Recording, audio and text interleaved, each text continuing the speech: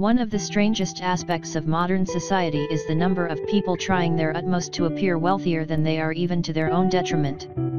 This is fueled, in part, by insane amounts of cheap and easy credit being thrown around by banks under the direction of the central banks, and, to be completely honest, it is insanity. When you step back from the hubbub of life and take an objective look at the behavior of actual rich people, you will be surprised to find that more often than not they are not following those same patterns as those who are outwardly rich but inwardly poor.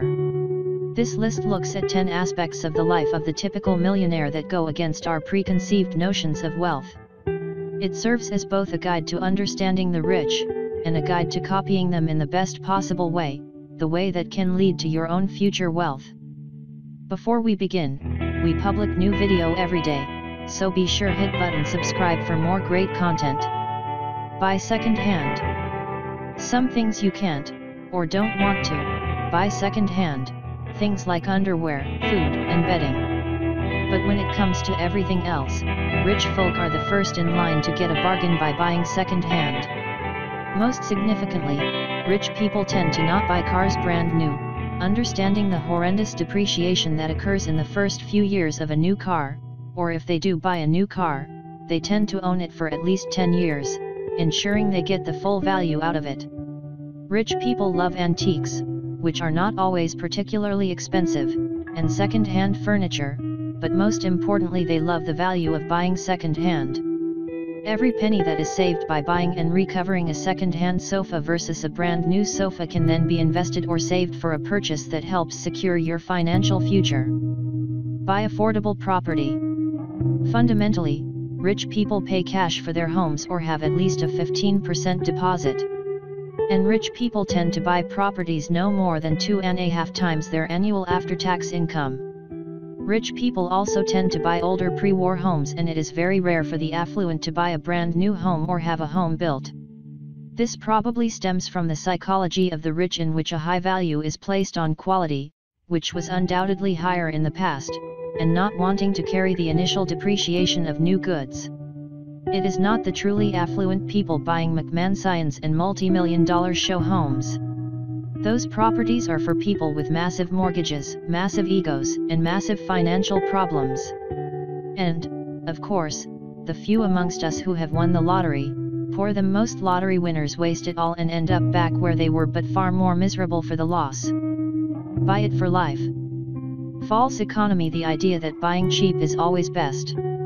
It is better to buy one pair of shoes for $100 that lasts 5 years, than 5 pairs of shoes that cost $20 but last 1 year each and require 5 trips to the store. But try telling that to most people. Buy it for life is a trend for some, but a lifestyle for the rich. Wealthy people will spend time investigating important purchases before they make them, to ensure that they are buying something that will last as long as possible and, ideally, retain some of its value.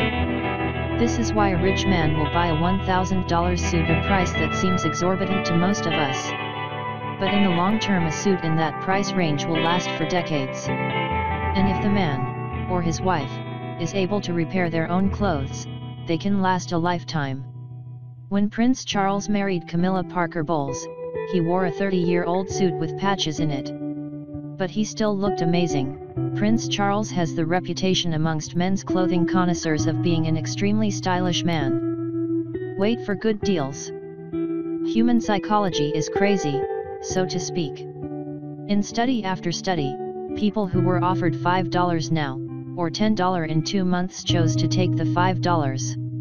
We all seem to have something wired slightly wrong in our brains, because clearly the $10 offer is the best choice, barring such things as an immediate need for money. Rich people aren't plagued with this problem. The wealthy will wait months, and sometimes even years, to get the really best value they can for something.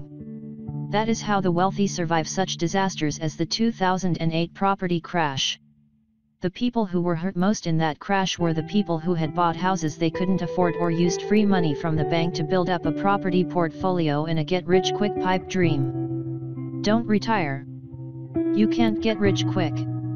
Rich people spend their lifetimes building up their wealth by scrimping and saving, and following the other patterns described in this list. However, there is more of an incentive to not retire when you're rich. Most wealthy men own their own business, small or large, and when you are self-employed you are far more motivated to keep working because you tend to be passionate about a business you own. This is compounded by the fact that the affluent tend to like to keep busy, and retirement can be a dreadful bore for a person like that.